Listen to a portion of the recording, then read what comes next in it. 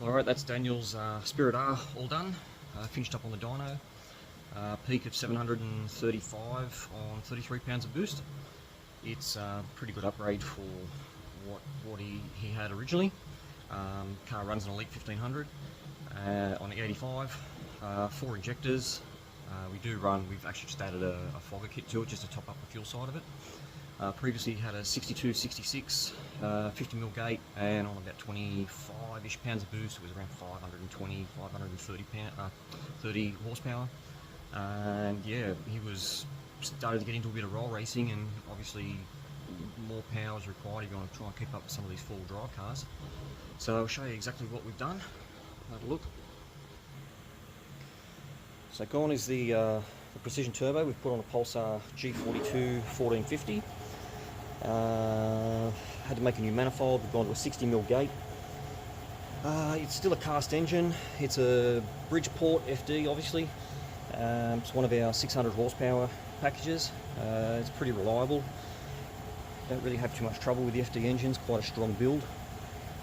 Got rid of a few little inkly things that give you issues on the FD. The air separator tank, just modified that. The radiator's still laid over. Oh, we also got rid of the front mount. Had like a 600-300 generic type front mount in it. We've now made one which has got 3-inch cooler pipes, and it's 145mm thick, so that definitely keeps the ambient temperatures down. So as you can see, it's got quite a good cooler in there now, and we needed every bit of that on the dyno. Like I said earlier, 42-degree ambient in the dyno room. It was hot and sweaty, so the cooler was he was working for every bit of it.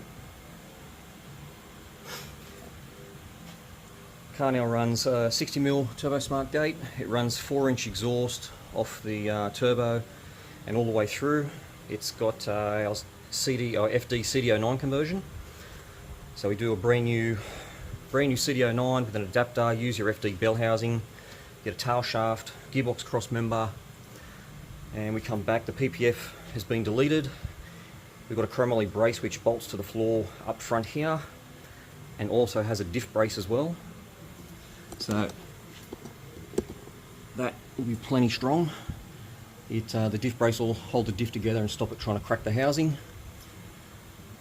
And all that torque is transmitted through the floor pan in the original spots, albeit in a much stiffer manner. The CD09 box fits in there quite well. No real tunnel modification at all.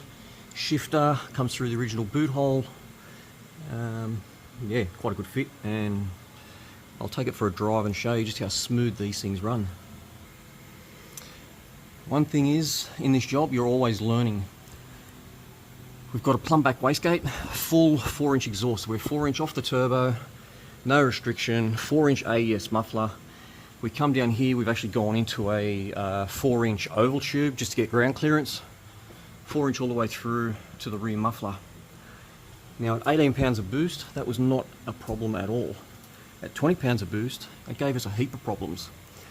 You wouldn't think that we could build enough back pressure in a 4-inch exhaust and a 2.5-inch wastegate pipe merging into there. But we ran into an issue where the engine just fell over. It would literally hit 6,800, 7,000 RPM on 20 pounds and nosedive. No matter what we did, we couldn't find what it was. We couldn't recover it. We tried, a whole bunch of things in the tune. Turned the boost back down to 18 pounds, which was his base gate pressure, and the thing will reel off like 490 horsepower and rev cleanly all the way through to 8,500. 2 pounds of boost absolutely killed it. So we took the wastegate return pipe off and just blocked it here, and that was the issue. Like, we were never going to get around it in tune, but plumbing the wastegate back in, even though it's a 4-inch pipe, it caused, I guess, some sort of circulation of the back pressure here where it just wanted to stall the engine and just restrict the flow coming out. So always learning. You can never know too much.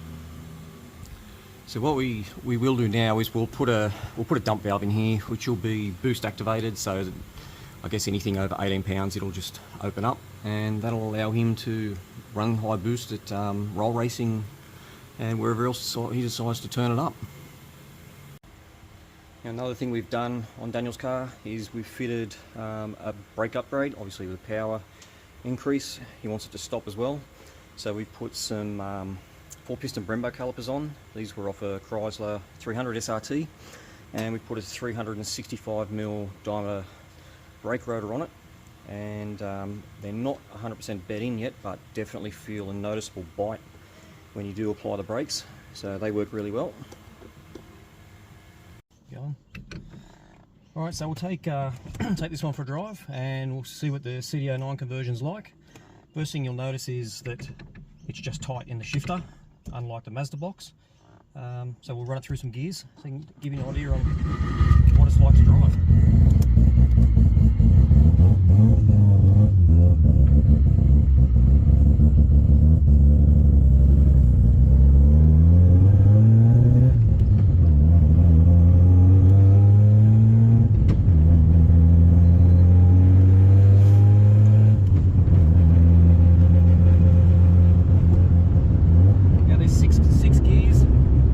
Single overdrive box, so you've effectively got a close ratio box from 1 to 5. Fifth gear is your 1 to 1. So your first gear is quite short for taking